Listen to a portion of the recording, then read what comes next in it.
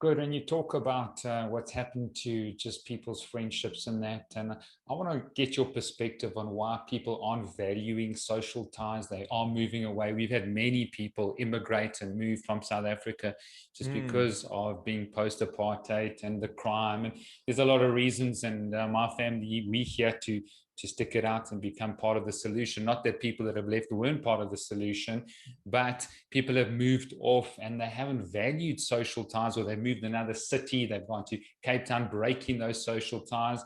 It seems that people have lost sort of the value and the importance of that to their health, to their wellness, everything that you've said.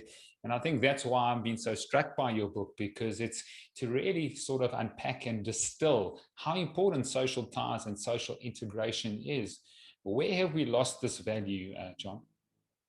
so it's a interesting and I'd say probably complex situation.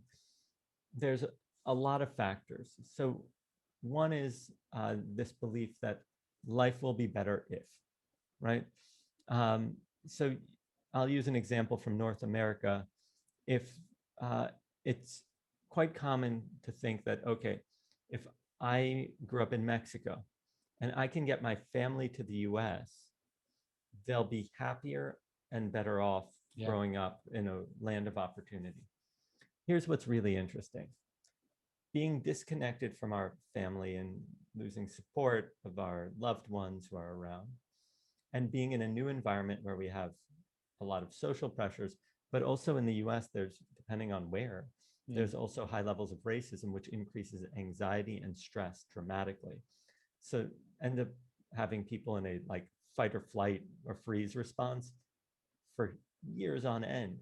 And it turns out that if you look at the research, it's pretty suggestive that those kids would have been happier growing Mm. up back home, being surrounded by multiple generations of loved ones.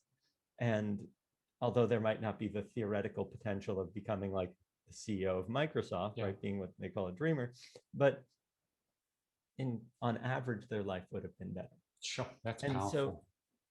I think that there's this grass is always greener kind of theory.